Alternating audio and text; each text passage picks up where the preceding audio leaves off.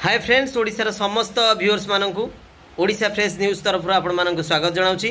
जो मैंने प्रथम कर चैनल को आसछन्ती प्लीज आपण मैंने सब्सक्राइब करनियंतु एवं पाखरे थिबा बेल नोटिफिकेशन ऑन कर दियंतु कारण बहु दिन पर आपण मानक पाखकु गोटे वीडियो आनिछि आउ एटा जोटा कि आज आपण मानक पई इंपोर्टेंट वीडियो हबो आ वीडियोटी को समस्त एस्पिरेंट मानक पाखकु शेयर करिवे निहाती भाबरे जो माने ओडिशा रे जेटी एस्पिरेंट रहिछन्ती जेटी एस्पिरेंट जो मान तो बीएड करछन्ती तांको मानक पई मध्य आ जो माने सिटी करछन्ती से मानक पई मध्य एटा वेरी वेरी इंपोर्टेंट न्यूज।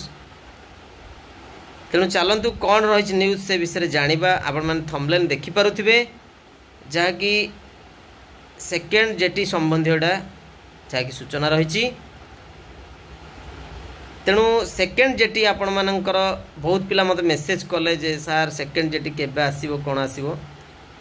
तेणु मु एति कहबी जो माने सेकेंड जेटी पई चाहुचंती तेणु आपण माने निज निज स्तर रे सेकेंड जेटी पई लागंतु जे ग्राइवेंस दियंतु सोमवार को सोमवार ग्राइवेंस दियंतु ओसे बाड एसएम रे ग्राइवेंस दियंतु नचेत आपण माने जानिथिबे 2024 डिसेंबर सुधा एज रिलैक्सेशन बढ़ी थिला इनक्रीज होता बर्तमान ताहा डिक्रीज होगी 38टा 32 हो जाए ऑलरेडी।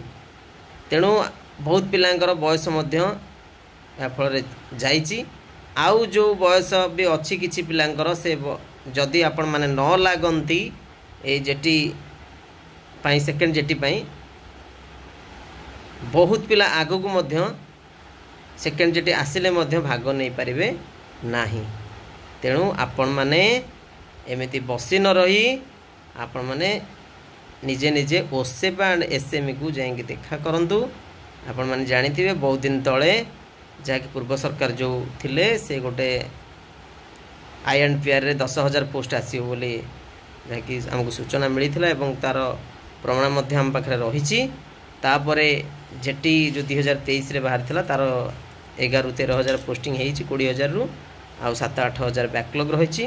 तेणु सेटा को मिसेकी 17-18,000 पोस्ट जदि आपण जन चाहूचंती निज निज स्तर लागि रुहंतु नचेत एमिति बसी रहिथिबे एमिति एज भी पळेबो। तेणु पोस्ट आसले मध्य आपण माने भाग नै परिबे नाही। आशा करे आजिकार जहाँ इनफॉरमेशन थिला म आपन देई परिछि रहुछि।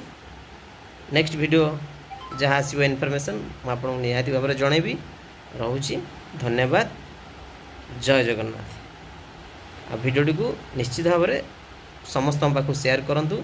नुआ कर जो मैंने आसछन्ती चैनल सह जोड़ी जातु जहाँ भी इंपोर्टेंट इनफॉरमेशन आसला सर्वप्रथम आपण निकट में मुझे पहुँचेबी। रहुछि। जय जगन्नाथ।